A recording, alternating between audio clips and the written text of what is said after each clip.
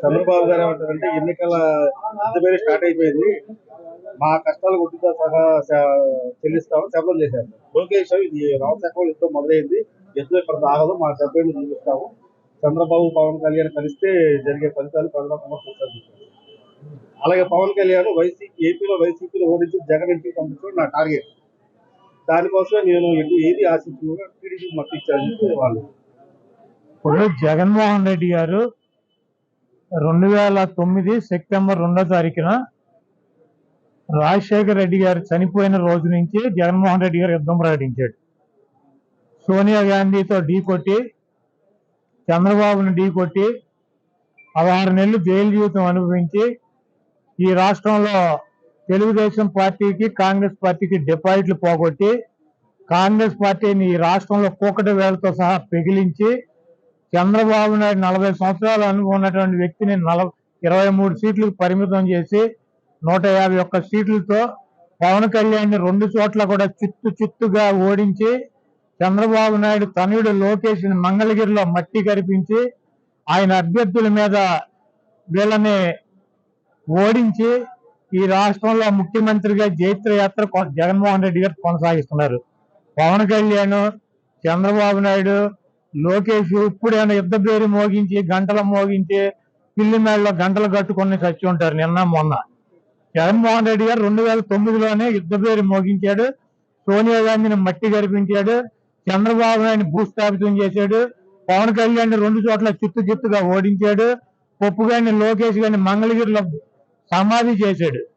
అది పరంపర కొనసాగుతూనే ఉంది. జగన్మోహన్ రెడ్డి గారు ఈ రోజు యుద్ధ పేరు మోగించడం కాదు, 2009లోనే మోగించారు.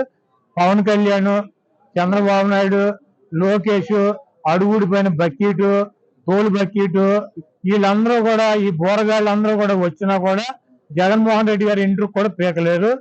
గతంలో కూడా చెప్పాం, మాకు వైఎస్ఆర్ కాంగ్రెస్ పార్టీకి 50% పైన ఓటింగ్ ఉంది. జగన్మోహన్ రెడ్డి గారు చేసేటువంటి సంక్షేమ కార్యక్రమాలు, అభివృద్ధి కార్యక్రమాలు ఈ రాష్ట్ర ప్రజలు గెలిపిస్తారు. మిగిలినట్టు 50% బీజేపీకి 1%, కాంగ్రెస్కి 1%, పవన్ కళ్యాణ్కి 3%, చంద్రబాబుకు 40% ఇట్లా ఉంటాయి. వీళ్ళందరూ కలిసినా కూడా ఓటు ఏమి ట్రాన్స్ఫర్ అయ్యేటువంటి పరిస్థితి ఉండదు. చంద్రబాబు నాయుడు విచిత్రంగా మారుతూ ఉంటాడు.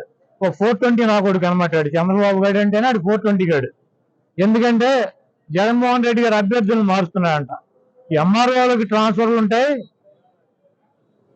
అధికారులకు ట్రాన్స్ఫర్లు ఉంటాయి, ఎమ్మెల్యేలకు కూడా ట్రాన్స్ఫర్లు ఉంటాయి అంటాడు.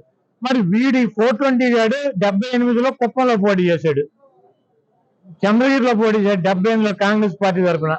కుప్పం నుంచి చంద్రగిరి 110 కిలోమీటర్లు.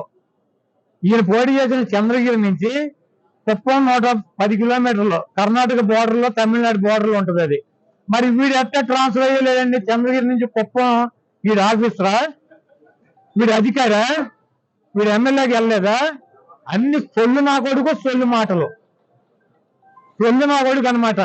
నా ట్రాన్స్ఫర్లు ఉంటాయని నాకు తెలియదు. విచిత్రం, ఈడే కదా అసలు ట్రాన్స్ఫర్ ఎప్పుడు 89లో వెళ్ళాడు, 30 సంవత్సరాల నాడు వెళ్ళాడు ఈ ట్రాన్స్ఫర్ అయ్యి చంద్రగిరి నుంచి కుప్పం. మరి వీడి కొడుకు అక్కడ మంగళగిరిలో స్కూల్లో చదువుకున్నాడా? వీడి ఊరు మంగళగిరా,